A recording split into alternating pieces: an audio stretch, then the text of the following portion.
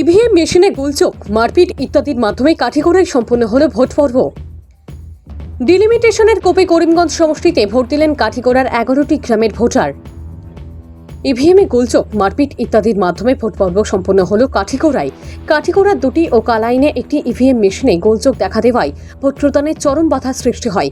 31 নং কালাইন বাগান LP school কেন্দ্রে ইভিএমে গোলচোখ দেখা দেওয়ায় প্রায় 3 ঘন্টা বন্ধ ছিল ভোট পর্ব।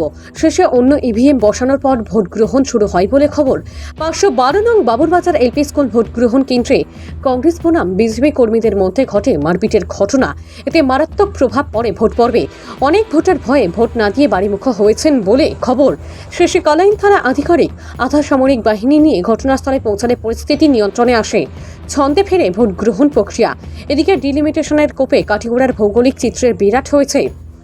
কাঠিগড়ার নাজাদপুর, লোহমালী, লাঠিমারা সহ মোট 11টি গ্রাম করিমগঞ্জ জেলার অন্তর্ভুক্ত হওয়ায় নতুন রাজনৈতিক স্বাদ পেলেন এসব অঞ্চলের ভোটাররা।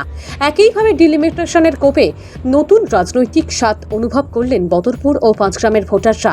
এই দুই অঞ্চলকে অন্তর্ভুক্ত করা হয়েছে শিলচর সমষ্টির সাথে। সংবাদ সংগ্রহে বদরপুর ঘাটের এক ভোট কেন্দ্রে গেলে সেখানকার ভোটাররা জানান, তাদেরকে শিলচর সমষ্টিতে অন্তর্ভুক্তিতে তারা বেজায় খুশি। এদের বডি ল্যাঙ্গুয়েজে বোঝা গেল যেন এটার প্রতীক্ষায় ছিলেন তারা। এদিকে লোহমালের এক ভোট গ্রহণ কেন্দ্রের ভোটাররা জানান, ডিলিমিটেশন তাদের মহা বিড়ম্বনায় ফেলে দিয়েছে।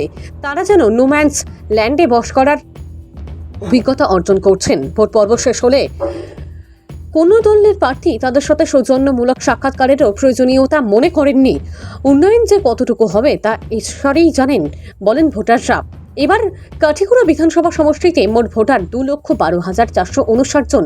এর মধ্যে 1,07,626 জন পুরুষ ও 1,04,829 জন মহিলা। স্পর্শকাতর ভোট কেন্দ্র 41টি, মডেল ভোট কেন্দ্র 2টি।